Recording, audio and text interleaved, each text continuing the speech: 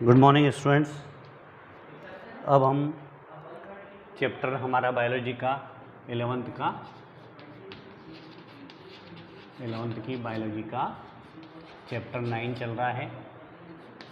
उसका second part देखते हैं आज। सेकंड पार्ट में हम जटिल कार्बनिक पदार्थ देखेंगे। चैप्टर का नाम है जैविक अणु, बायो मॉलिक्यूल, जैविक अणु।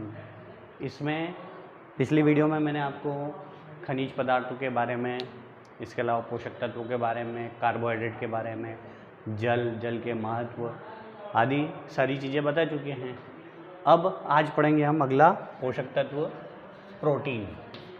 प्रोटीन शब्द बना है प्रोटीओज से, याद रखना, प्रोटीओज। प्रोटीओज मतलब जीवों में पाया जाने वाला सबसे प्राथमिक महत्वपूर्ण पदार्थ है, जिसके बारे में सबसे पहले बर्जीलियस ने बताया था। याद रखना, बर्जीलियस ने बताया था, ठीक है, बर्जीलियस। और प्रोटीन शब्द का प्रयोग जो किया था वो सबसे पहले मुल्डर नामक वैज्ञानिक ने किया था। किसने? मुल्डर ने इसके बारे में बताया था, बर्जीलियस ने। और प्रोटीन शब्द का प्रयोग किया था किसने? मुल्डर ने। कार्बोहाइड्रेट के समान प्रोटीन भी एक जटिल कार्बनिक यौगिक है जो कार्बन, हाइड्रोजन, ऑक्सीजन, नाइट्रोजन और फास्फोरस, ठीक है, कार्बन, हाइड्रोजन, ऑक्सीजन, नाइट्रोजन और फास्फोरस से मिलकर बना हुआ होता है। कौन? प्रोटीन, ठीक है। प्रोटीन किसके समान? कार्बोहाइड्रेट के समान एक जटिल कार्बनिक यौगिक है। हमारे शरीर का लगभग 7 से 15% भाग काय का बना होता है? प्रोटीन का ही बना होता है। और शरीर को 25% ऊर्जा देने का काम भी कौन करता है? प्रोटीन, ठीक है। प्रोटीन के स्रोत आपको पता है, दाल, सब्जी, अंडा, मांस, मछली आदि प्रोटीन के प्रमुख स्रोत हैं, ठीक है। स्रोत में बता देंगे अपन जो मैंने अभी बताया वो, अंडा, मांस, मछली, दाल आदि, ठीक है। प्रोटीन की डेफिनेशन की बात करें तो एक लाइन में प्रोटीन की डेफिनेशन याद रखना, प्रत्येक जीव की कोशिका में, प्रत्येक जीव की कोशिका में पाया जाने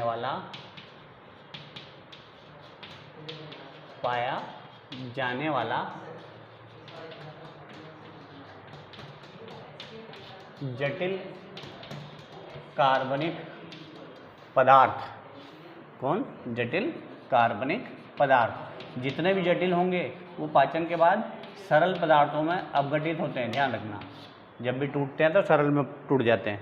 जटिल कार्बनिक पदार्थ क्या कहलाता है? प्रोटीन कहलाता है।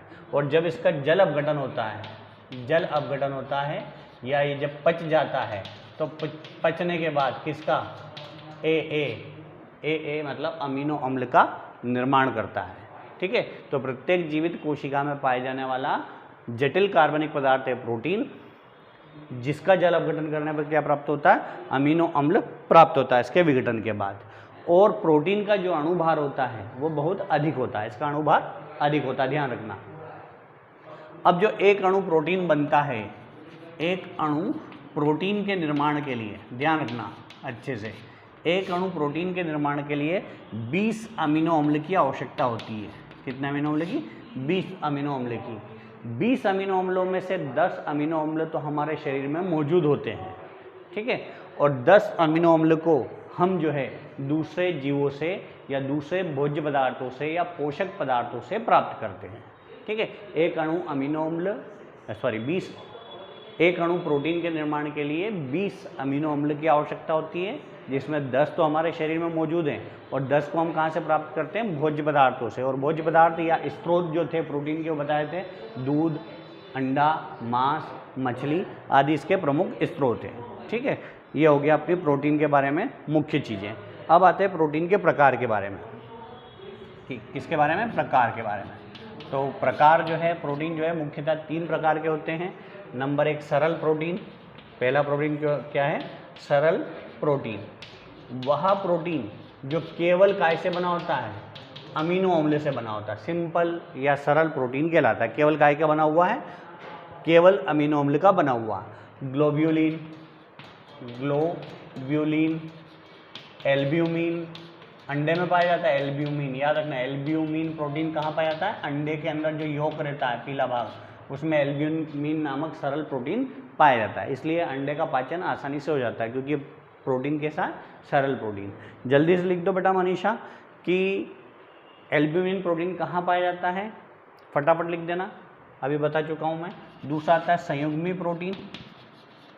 संयुग्मी प्रोटीन नाम से स्पष्ट है, वह प्रोटीन जो अमीनो अम्ल के अलावा अन्य प्रोस्थेटिक समूह कोई से भी समूह के जुड़ने से बनता है, उसे क्या कहा जाता है, संयुग्मी। संयुग्मी मतलब कि जुड़ा हुआ, किसी और के साथ जुड़ करके बना हुआ। जैसे हीमोग्लोबिन, तो हीमो प्लस ग्लोबिन, तो हीम मतलब होता है आयरन समूह और ग्लोबिन प्रोटीन है, तो ये हीमोग्लोबिन संयुग्मी प्रोटीन है। एक क्रोमो प्रोटीन, क्रोमो मतलब वर्णक है यहाँ पे, प्लस उसके अंदर प्रोटीन मिक्स है, अमीनो अम्ल और क्रोमो, ठीक है।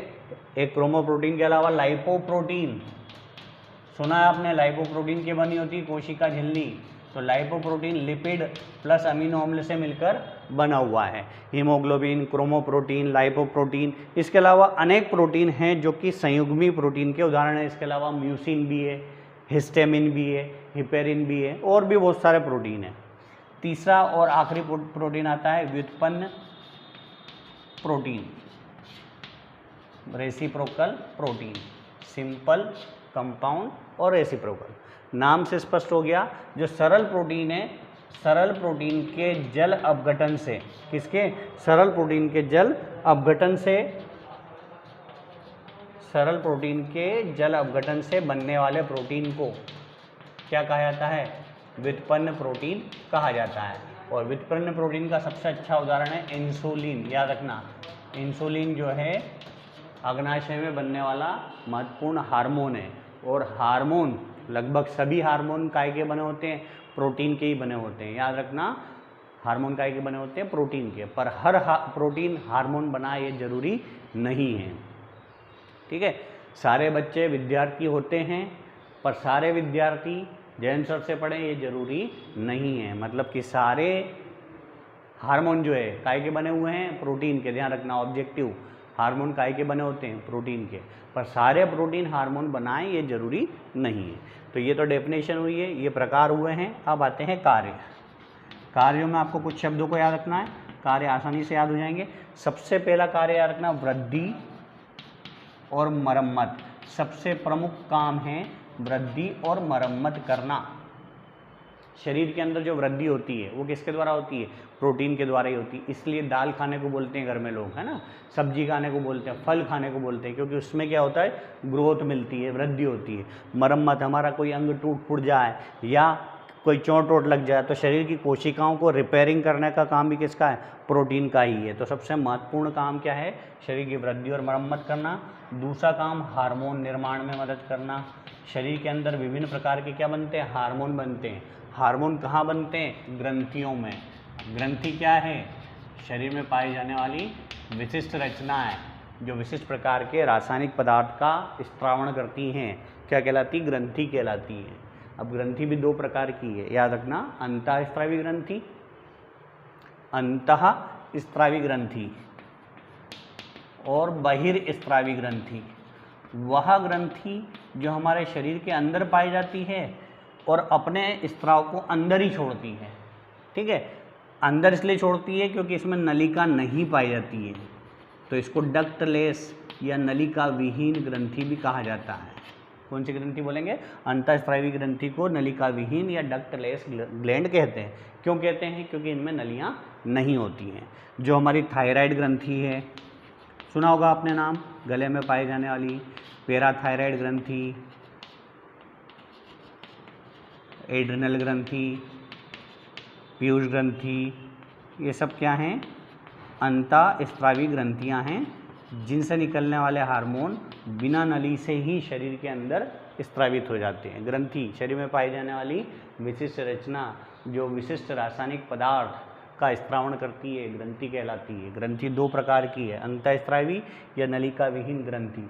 वह ग्रंथि जिसमें नलियाँ नहीं पाई जाती हैं अंतःस्रावी ग्रंथि कहलाती हैं और ये अपने स्त्राव को शरीर के अंदर ही छोड़ती हैं। उदाहरण याद रखना, थायराइड, पैराथायराइड, एड्रिनल और पीयूष ग्रंथि। बहिर्स्रावी ग्रंथि नाम से स्पष्ट है, वह ग्रंथि जो होती तो शरीर के अंदर है पर अपने स्राव को कहाँ छोड़ती है, शरीर के बाहर छोड़ती है, बहिर्स्रावी ग्रंथि कहलाती है। बहिर्स्रावी ग्रंथि में एक है पसीना ग्रंथि, ये दिख रहा है आपको पसीना, आ तो अंदर से रहा है पर कहाँ आ रहा है, ये बाहर आ रहा है। तो ये पसीना ग्रंथि जो है बहिर्स्रावी ग्रंथि, स्वेट ग्लैंड बोलते हैं अपने विज्ञान की भाषा में, स्वेद हिंदी में, इंग्लिश में स्वेट ग्लैंड, ठीक है। पसीना ग्रंथि, तेल ग्रंथि, तेल ग्रंथि हमारी त्वचा से, ये नाक से या दाढ़ी से या चेहरे पे से निकलने वाला जो तेली पदार्थ है उसको बोलते हैं तेल ग्रंथि से निकलने वाला पदार्थ, ठीक है। एक होती है तेली ग्रंथि मतलब सीबम ग्लैंड, सीबेशियस ग्लैंड। उसके बाद एक अश्रु ग्रंथि, लेक्राइमल ग्लैंड, आंसू ग्रंथि अंदर है पर आंसू कहाँ निकलते हैं, बाहर निकल। पसीना ग्रंथि, तेल ग्रंथि, आंसू ग्रंथि, दुग्ध ग्रंथि, मतलब दुग्ध ग्रंथि है तो शरीर के अंदर पर दूध कहाँ निकलता है, शरीर से बाहर। तो ये ग्रंथियों में अपन विभिन्न प्रकार के हार्मोन निकलते हैं और वो हार्मोन काय के बने होते हैं, प्रोटीन के बने होते हैं। और ये हार्मोन शरीर की विभिन्न क्रियाओं के लिए अत्यंत ही आवश्यक है और अति अल्प मात्रा में इनका अणुभार कम होता है। प्रोटीन का अणुभार कैसा होता है, प्रांशु जल्दी से लिख दो। उसके बाद प्रांशु के बाद अगला किसका नंबर है, पूजा, तुम बताओ 3 बहिर्स्रावी ग्रंथियों के नाम लिख दो फटाफट नीचे ही कमेंट बॉक्स में। लाइक तो कर दिया करो बेटा सब जने, बार बार बोलने की ज़रूरत नहीं पड़े, करना ही है तो तुमको। तीसरा कार्य है अपना, पहला काम हो गया वृद्धि मरम्मत, दूसरा काम हार्मोन, तीसरा काम है एंजाइम का निर्माण करना। किसका, एंजाइम। एंजाइम क्या करते हैं, किसी भी क्रिया को तीव्र करने में मदद करने का काम करते हैं। एंजाइम एक्टिवेटर की तरह कार्य करते हैं, ठीक है। कोई भी जहाँ पर रासायनिक क्रिया हो रही है उस रासायनिक क्रियाओं को प्रेरित करने के लिए या एक्टिव करने में मदद करते हैं कौन, एंजाइम। तो एंजाइम के निर्माण में भी कौन मुख्य भूमिका निभाता है, प्रोटीन। एंजाइम के बाद फिर आता है ऊर्जा प्रदान करना। अभी बताया था हमारे शरीर को लगभग 25% ऊर्जा काय के द्वारा मिल रही है, प्रोटीन के द्वारा ही मिल रही है। तो शरीर को ऊर्जा भी देने का काम हो गया अगला किसका, प्रोटीन का। अगला कार्य याद रखना है पांचवा, गति और प्रचलन। हमारी जो शरीर की मसल्स होती हैं उन मसल्स में विशेष प्रकार के प्रोटीन पाए जाते हैं, एक्टिन प्रोटीन और मायोसिन प्रोटीन। एक्टिन और मायोसिन प्रोटीन के कारण ही हमारी मसल्स एक दूसरे के ऊपर चलती है, फिसलती हैं, और उनके फिसलने के कारण हमारे शरीर में, जैसे हाथ में जो गति हो रही है, ये गति काय के कारण हो रही है, मांसपेशियों के कारण। तो मांसपेशियों में एक विशेष प्रकार का प्रोटीन पाया जाता है, एक्टिन प्रोटीन और मायोसिन प्रोटीन। एक्टिन और मायोसिन प्रोटीन एक्टिव होंगे, सक्रिय होंगे तो हमारी मसल्स काम करेगी, और मसल्स काम करेगी तो गति और प्रचलन की क्रिया होगी। गति एक स्थान पर स्थिर रह करके अंगों का हिलना डुलना, ये गति हो रही है, और ये हो रहा है प्रचलन, ठीक है। एक स्थान से दूसरे स्थान पर जाना क्या कहलाता है, प्रचलन कहलाता है। तो गति और प्रचलन के लिए भी अत्यधिक आवश्यक है कौन, प्रोटीन। उसके बाद अगला आता है छठा, प्रजनन। अब प्रजनन में भैया प्रोटीन की क्या ज़रूरत पड़ सकती है, प्रजनन में प्रोटीन की ज़रूरत ऐसी पड़ती है कि जब प्रजनन की क्रिया होती है, रिप्रोडक्शन की क्रिया होती है, तो मेल और फीमेल में से विशेष प्रकार के हार्मोन्स निकलते हैं। वो हार्मोन्स काय के बने होते हैं, प्रोटीन के। मतलब ये प्रोटीन ऐसा है, प्रोटीन नहीं हो तो कुछ भी नहीं हो पाएगा, खा भी नहीं पाओगे, पचा भी नहीं पाओगे, और प्रजनन भी नहीं कर पाएंगे, और शरीर की वृद्धि भी नहीं होगी, मरम्मत भी नहीं होगी, ऊर्जा भी नहीं मिलेगी। मतलब सबसे आवश्यक तत्व है प्रोटीन, इसके बिना हमारे जीवन संभव नहीं है, इसलिए आवश्यक तत्व की श्रेणी में रखा गया है प्रोटीन को, ठीक है। प्रजनन के बाद अगला और आखिरी कार्य रक्त के थक्काकरण में मदद करना। वैसे तो बहुत सारे कार्य हैं पर अब कुछ लिमिट तो रखनी पड़ेगी हमको कि 4, 5, 6, 7, 8 कार्य, तो 7 कार्य बहुत रहेंगे। रक्त का थक्काकरण करना, आपने 10वीं में पढ़ा होगा कि जब चोट लगती है, खून निकलता है, तो 30 सेकंड से लेकर तो 3 मिनट के अंदर हमारा खून जम जाता है। तो उस खून के जमने की शुरुआत कहाँ से होती है, सबसे पहले प्रोटीन आया था कि हिपेरिन, अगर याद हो आपको नाम हो, हिपेरिन। हिपेरिन प्रोटीन क्या करता है कि जो हमारा खून निकलता है उस खून को जमाने में महत्वपूर्ण भूमिका निभाता है। तो रक्त के थक्काकरण में क्या करता है, प्रोटीन मदद करता है। तो अगला हुआ है अपना ये प्रोटीन। बात समझ में आ गई प्रोटीन के बारे में। अगर किसी को कोई दिक्कत हो तो कमेंट बॉक्स में आप नीचे लिख दो, डाउट क्लियर कर दूंगा मैं, या तो इधर यूट्यूब पे ही कर दो या फिर व्हाट्सएप पे कर दो। अब प्रोटीन के बाद अगला पढ़ेंगे हम वसा। प्रोटीन के बाद क्या आता है अगला, वसा, फैट, चर्बी। जिनके शरीर में ज़्यादा होती है उनको ठंड कम लगती है। कारण क्या है, चर्बी के कारण मोटापा आता है, मोटापे के कारण चमड़ा मोटा हो जाता है, चमड़ा मोटा हो जाता है, पसीना ज़्यादा आता है, और ठंड में भी गर्मी का एहसास होता है, ठीक है, जैसे मेरे पसीने छूट रहे हैं, अभी आपको दिख रहा है, थोड़ी सी चर्बी ज़्यादा होने के कारण हो रहा है। चर्बी कम होती है, पतले स्लिम ट्रिम दिखते हैं तो उनको पसीना कम आता है। ठीक है, जो थोड़े मोटे होते हैं उनके अंदर पसीना ज़्यादा आता है। तो अगला देखते हैं हम क्या, वसा या फैट। प्रोटीन और कार्बोहाइड्रेट के समान, किस किस के समान, प्रोटीन और कार्बोहाइड्रेट के समान वसा भी क्या है, जटिल कार्बनिक यौगिक है। ठीक है, जटिल कार्बनिक यौगिक है जो कि कार्बन, हाइड्रोजन और ऑक्सीजन, वही 3 चीज़ों से, कार्बन, हाइड्रोजन और ऑक्सीजन। और इसमें ज़्यादा मात्रा में कौन पाया जाता है, हाइड्रोजन सबसे अधिक मात्रा में पाया जाता है। ठीक है, इसके बारे में सबसे पहले वैज्ञानिक नाम याद रखना है इनका, ब्लूर। ब्लूर नामक वैज्ञानिक ने वसा के बारे में बताया था। और परिभाषा दी है, प्रकृति में पाए जाने वाले या प्राकृतिक रूप से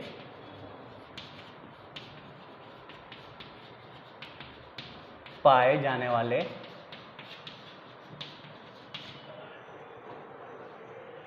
ऐसे यौगिक जो कार्बन, हाइड्रोजन, ऑक्सीजन और नाइट्रोजन के बने होते हैं, और जब इनका अपघटन किया जाता है तो ये वसी अम्ल में अपघटित हो जाते हैं। ये जो वसा है या फैट है, जल में तो अविलय होता है, जल में अविलय, परंतु अन्य पदार्थों, अन्य यौगिकों में, कार्बनिक यौगिकों में विलय होते हैं। फिर से परिभाषा देखना, लिख देना बेटा परिभाषा जल्दी से। वसा या फैट क्या है, ऐसे प्राकृतिक पदार्थ या लिपिड प्राकृतिक रूप से पाए जाने वाले ऐसे यौगिक हैं जो कि जल अपघटित होकर के वसी अम्ल का निर्माण करते हैं और प्रकृति में पाए जाते हैं। ये जल में अविलय परंतु कार्बनिक यौगिकों में विलय होते हैं। उल्टे तरीके से भी लिख सकते हैं इसको परिभाषा। वसा क्या है, प्राकृतिक रूप से पाए जाने वाले ऐसे जटिल यौगिक जो कि जल में अविलय तथा कार्बनिक पदार्थों में जल में अविलय और कार्बनिक यौगिकों में विलय होते हैं, क्या कहलाते हैं, वसा कहलाते हैं। और जब इसका अपघटन किया जाता है तो काय का निर्माण होता है, वसा का निर्माण होता है। इसके बारे में सबसे पहले किसने बताया था, पहले ही बता चुका हूँ, ब्लूर नामक वैज्ञानिक ने सबसे पहले इसके बारे में बताया था।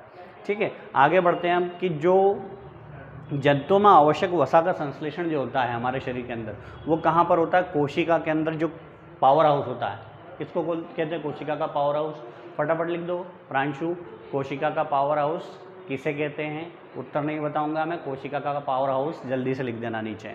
ठीक है, तो इसका संश्लेषण कहाँ होता है, कोशिका के अंदर, कोशिका के पावर हाउस में इसका संश्लेषण होता है। एक अणु वसा के निर्माण के लिए, अभी पहले स्रोत देख लेते हैं। स्रोत में तेल, घी, मक्खन, पनीर, जितने भी चिकनाई युक्त पदार्थ होते हैं वो इसके स्रोत है। ठीक है, जितने भी चिकनाई युक्त भोज्य पदार्थ है, तेल, घी, मक्खन, पनीर, वसा कम खाना चाहिए। वसा जो है शरीर के लिए नुकसानदायक होती है। और वसा से याद आया कि गाय का दूध पीना चाहिए भैंस के दूध की अपेक्षा। ठीक है, भैंस का दूध जो है भैंस के बच्चे के लिए होता है और गाय का दूध गाय के बच्चे के लिए होता है। और भैंस किसका वाहन बताया, महिष का वाहन, महिष राक्षस, जिसका शरीर हष्ट पुष्ट तंदुरुस्त बनाना हो उसके लिए भैंस का दूध यूज़ किया जाता है। ठीक है, वैसे वास्तव में तो जिस जीव का दूध होता है वो उसी जीव के लिए उपयोग होता है। गाय का दूध गाय के बच्चे के लिए, भैंस का दूध भैंस के बच्चे के लिए, इंसान का दूध इंसान के बच्चे के लिए उपयोग होता है। पर जब इंसान जो है अपने पोषक तत्वों की पूर्ति के लिए, कोई ज़िंदगी भर तो दूध नहीं पिएगा मम्मी का, तो उसके लिए क्या होगा, पोषक तत्वों की पूर्ति के लिए दूध का उपयोग करते हैं। तो दूध में भी अगर हम भैंस के दूध की बजाय अगर गाय के दूध का उपयोग करेंगे तो वो हमारे लिए बहुत अधिक पौष्टिक होगा। आज से ही घर में कोशिश करो, मम्मी पापा से कह दो या जो भी घर में बुजुर्ग हैं उनको समझा दो, बता दो कि भैंस के दूध की बजाय हम घर में गाय का दूध लगा लें। 30, 35, 40 रुपये लीटर भैंस का दूध आता ही है लगभग, और 50 रुपये के आसपास गाय का। कुछ परिचित लोगों को 40 में मिल जाएगा, 45 में मिल जाएगा। गाय का दूध सबसे ज़्यादा पौष्टिक होता है। उसमें वसा की मात्रा ना के बराबर होती है परंतु पोषक तत्व बहुत अधिक होते हैं। वसा को कम मात्रा में ही हमें लेना चाहिए, क्योंकि वसा से जाड़ापन आता है, मोटापन आता है, और मोटापा अगर आ गया तो सारी बीमारी की शुरुआत इसी से होगी। ठीक है। मोटापे से ही दमा होगा, अस्थमा होगा, ब्लड प्रेशर बढ़ेगा, शुगर की संभावना, घुटने दर्द की संभावना। इसलिए पतले होने की कोशिश करना, स्लिम रहने की कोशिश करना। स्लिम रहने का अर्थ ये नहीं खाना खाना बंद कर दो कि मैं जाड़ी हो रही हूँ या जाड़ा हो रहा हूँ तो खाना ही बंद कर दूँ, ऐसा नहीं। खाना बंद करोगे तो शरीर के अंदर ताकत की कमी हो जाएगी। ये तो खैर जनरल नॉलेज की बात है। हम वापस आ जाते हैं वसा पे। तो वसा के स्रोत क्या बताया अभी मैंने? दूध, दही, घी, मक्खन, पनीर, जितने भी तेली पदार्थ, चिपचिपे पदार्थ, चिकने पदार्थ होते हैं उसका मुख्य स्रोत होता है किसका? वसा का। अब जो वसा है, वसा के एक अणु के निर्माण के लिए ध्यान रखना, एक अणु तो ग्लिसरॉल प्लस 3 अणु वसी अम्ल की आवश्यकता होती है। ठीक है, वसी अम्ल का सूत्र है COHR। एक अणु ग्लिसरॉल का सूत्र याद रखना CH2OH। केमिस्ट्री में हार्ड टाइट है, कहीं समीकरण गड़बड़ हो जाए तो बोलना मत रहे, चुपचाप से उसको सही कर लेना। ठीक है, CH2OH, CHOH, CH2OH, ये तो किसका सूत्र है? ग्लिसरॉल का। एक अणु ग्लिसरॉल का सूत्र है। फिर आता है वसा का सूत्र। वसा का सूत्र है RCOH। अब इसको हम उल्टा करके भी लिख सकते हैं HCOOR1। 3 अणु लिखना आपने को, 1, 2 और 3। ठीक है, तो एक अणु तो वसी अम्ल, एक अणु वसा के निर्माण के लिए एक अणु ग्लिसरॉल और 3 अणु वसी अम्ल, इन दोनों को जोड़ते हैं।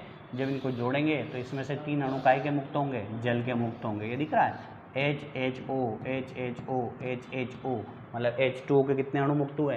3 अणु H2O के मुक्त होंगे। और H2O के मुक्त होने के बाद जो बचेगा ये CH2 तो ऐसा कैसे लिख दिया, CH भी ऐसा कैसे लिख दिया, CH2 भी ऐसा कैसे लिख दिया।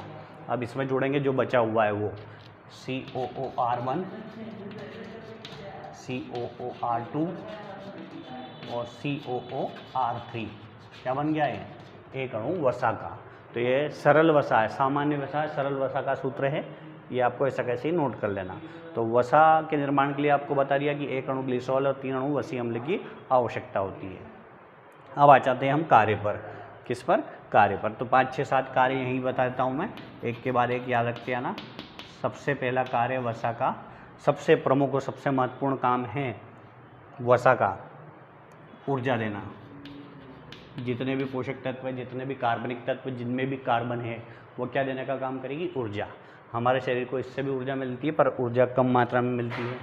दूसरा जो है ये ताप रोधी की तरह कार्य करता है, मतलब ताप को रोकने में मदद करता है, ताप का नियंत्रण करता है, ताप रोधी की तरह कार्य करता है। हमारी चमड़ी में वसा जो है चर्बी के रूप में इकट्ठी होती है।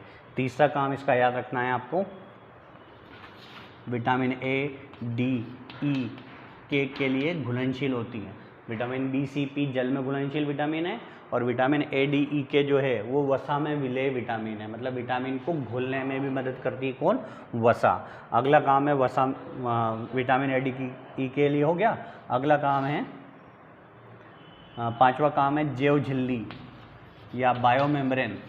याद है बायोमेम्ब्रेन या जैव झिल्ली काहे की बनी थी? प्रोटीन और लिपिड की बनी हुई थी जैव झिल्ली।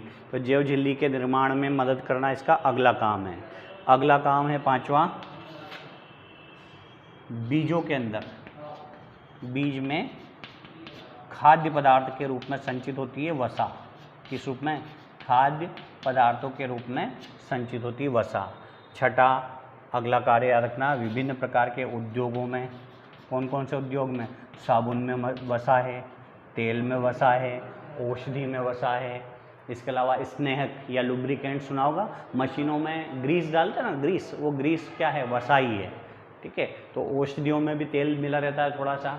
ठीक है, औषधियों के अलावा लुब्रिकेंट्स मतलब स्नेहक, स्नेहक, औषधि, साबुन और अन्य उद्योगों में भी किसकी आवश्यकता पड़ती है? वसा की आवश्यकता होती है। तो ये वसा के अपने 6 कार्य हो गए। इसके अलावा और कोई कार्य है? एक और कार्य इसके भी याद रख लो, हार्मोन के निर्माण में मुख्य भूमिका निभाना। जिस प्रकार प्रोटीन हार्मोन का संश्लेषण करता है, उसी प्रकार वसा भी हार्मोन के संश्लेषण में मुख्य भूमिका निभाती है। तो दूसरा पोषक तत्व हो गया हमारा क्या? वसा या फैट, जिसके बारे में किसने? ब्लूर ने बताया। जो जो ऑब्जेक्टिव पूछे हैं बेटा उत्तर लिखते जाओ फटाफट। अगला आता है वसा के बाद न्यूक्लिक अम्ल, न्यूक्लिक अम्ल, न्यूक्लिक एसिड। जब गांधी जी पैदा हुए थे उस समय न्यूक्लिक एसिड की खोज हुई थी, याद रख लेना। कब हुए थे गांधी जी पैदा, बताओ जल्दी से।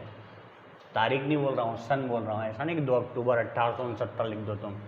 1869 में फ्रेडरिक मिक्सचर, आकाश के मिक्सचर नहीं, केवल मिक्सचर, वो मिक्सचर होता है, ठीक है। अगला आता है वसा, सॉरी न्यूक्लिक एसिड, नाभिकीय अम्ल, न्यूक्लिक एसिड, नाभिकीय अम्ल।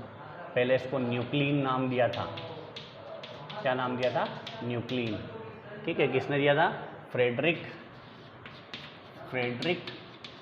मिक्सचर ने। जब इसकी खोज करी थी, कब, गांधी जी के जन्म के समय पर, ठीक है। 1869 में फ्रेडरिक मिक्सचर ने इसकी खोज करी थी। बाद में इसको नाम दिया था अल्टमान ने। अल्टमान का नाम सुना होगा तुमने, जिनने माइटोकॉन्ड्रिया की खोज करी थी और माइटोकॉन्ड्रिया को बायोप्लास्ट नाम दिया था, वही अल्टमान। तो अल्टमान ने इसको नाम दिया था न्यूक्लिक एसिड, मतलब कोशिका के अंदर न्यूक्लियस है, केंद्रक है, इस केंद्रक के अंदर जो एसिड पाया जाता है, नाभिकीय पदार्थ पाया जाता है, नाभिकीय अम्ल पाया जाता है, उसको पहले तो न्यूक्लियन कहा था, न्यूक्लिन। बाद में जो है किसने, अल्टमान ने, याद रखना इनका भी नाम लिख देता हूँ मैं, अल्टमान ने इनको नाम दिया क्या, न्यूक्लिक एसिड। अब न्यूक्लिक एसिड की परिभाषा याद रखना, जीवित कोशिकाओं में पाए जाने वाला वह कार्बनिक पदार्थ जो कि carbon, hydrogen, oxygen, nitrogen, phosphate और सल्फर से बनी होती है, ठीक है। Carbon, hydrogen, oxygen, nitrogen, phosphorus और सल्फेट के न्यूक्लियोटाइडों से बनी होती है। अब न्यूक्लियोटाइड क्या है, शुगर है, फास्फेट है और नाइट्रोजन क्षार है। तीनों अगर चीज़ें हैं मौजूद किसी में, नाइट्रोजन क्षार, शुगर और फास्फेट, अभी डिटेल में हम पढ़ेंगे इसके बारे में, अभी तो शॉर्ट में बता रहा हूँ। नाइट्रोजन क्षार, शुगर और फास्फेट, इन तीनों को संयुक्त रूप से न्यूक्लियोटाइड कहा जाता है। तो न्यूक्लिक एसिड क्या है, न्यूक्लिक एसिड प्रकृति में पाए जाने वाला या जीवों के शरीर में पाए जाने वाला या जीवित कोशिका में पाए जाने वाला एक जटिल कार्बनिक पदार्थ है जो carbon, hydrogen, oxygen, nitrogen, phosphorus, sulphur आदि के न्यूक्लियोटाइडों से मिलकर बना होता है, न्यूक्लिक अम्ल कहलाता है। इसके बारे में बता ही दिया कि किसने कब क्या खोजा था इसको। अब ये दो प्रकार के, एक तो डीएनए और एक आरएनए। डीएनए का नाम नवी से पढ़ते आ रहे हो, deoxyribose nucleic acid, deoxyribose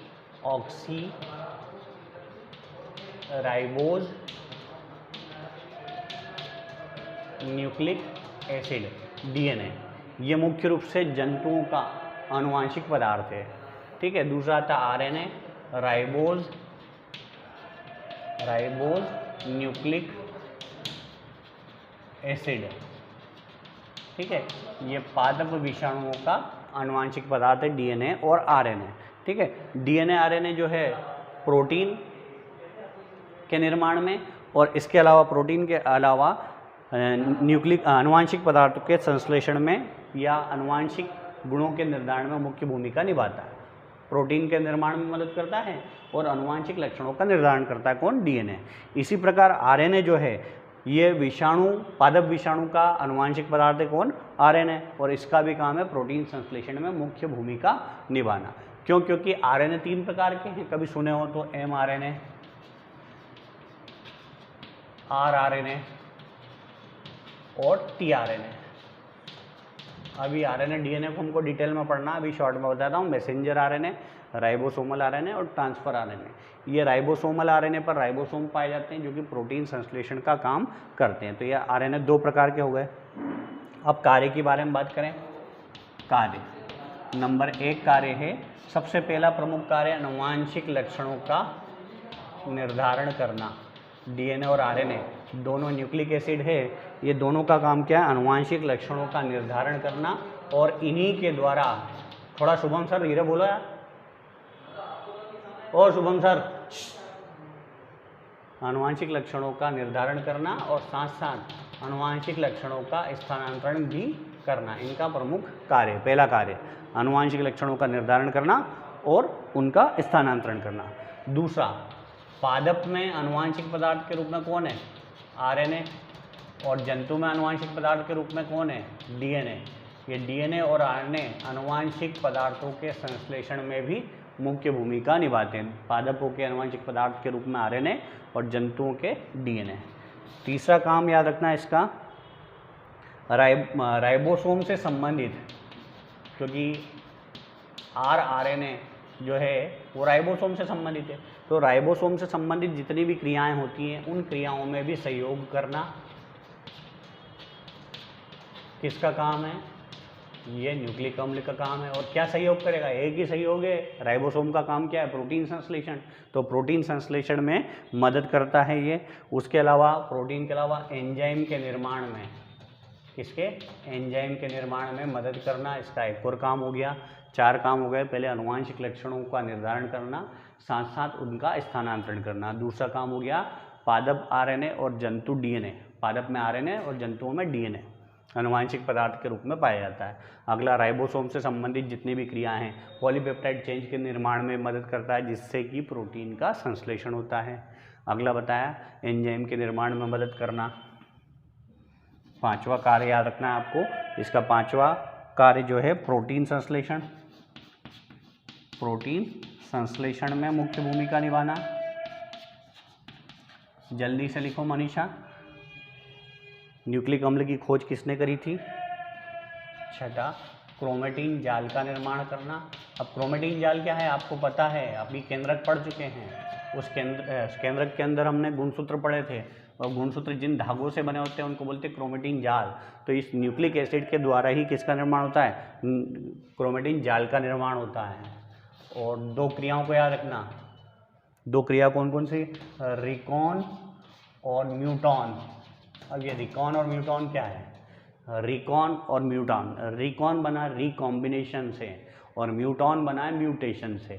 recombination मतलब होता है पुनर्संयोजन। पुनर्संयोजन जब लैंगिक जनन की क्रिया होती है तो मेल और फीमेल के गेमेट मिलकर के जाइगोट बनाते हैं, और जाइगोट बनाते हैं तो जाइगोट के अंदर रिकॉम्बिनेशन बनता है। कॉम्बिनेशन मतलब होता है जोड़ना, संयोग करना, और रिकॉम्बिनेशन मतलब दोबारा से। तो एक क्रिया है रिकॉन जो बनी है रिकॉम्बिनेशन से, पुनर्संयोजन से। लैंगिक जनन के फलस्वरूप मेल गेमेट और फीमेल गेमेट मिल करके जाइगोट मतलब नया जीव बनाता है, भ्रूण बनाता है, नया बच्चा बनाता है। तो उस बच्चे में दोनों के आधे आधे गुण आते हैं, तो दोनों का आधा आधा गुण आकर के जुड़ना क्या कहलाता है? रिकॉम्बिनेशन, पुनर्संयोजन। तो उसमें भी न्यूक्लिक अम्ल मुख्य भूमिका निभाता है। और एक म्यूटॉन मतलब म्यूटेशन मतलब उत्परिवर्तन, जीवों में अकस्मात होने वाला परिवर्तन क्या कहलाता है? उत्परिवर्तन कहलाता है। और वो उत्परिवर्तन भी किसके कारण आता है? न्यूक्लिक अम्ल के कारण ही आता है। और कुछ रहेगा क्या? इसके अलावा 8वां आखिरी कार्य है गुणसूत्र के निर्माण में मुख्य भूमिका निभाना। क्योंकि क्रोमेटिन के जाल बना रहा है तो क्रोमेटिन के जाल ही बाद में किसका निर्माण करेगा?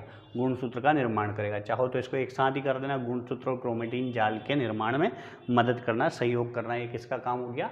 न्यूक्लिक अम्ल का। तो आज की हमारा ये सेकंड पार्ट कंप्लीट हुआ है जिसमें हमने प्रोटीन, वसा, न्यूक्लिक अम्ल के बारे में पढ़ा है। जल्दी से लाइक करो, जल्दी से सब्सक्राइब करो। रवि, करण और 1-2 बच्चे जो बाद में ऐड हुए हैं, ये सब्सक्राइब कर दो, चैनल को लाइक कर दो, और वो बेल का आइकॉन भी दबाई दो टाइम से, ताकि टाइम से सूचना आपको मिलती रहे। लाइक तो करना कंपलसरी है ही सही, बोलने की ज़रूरत नहीं है। Okay, thank you.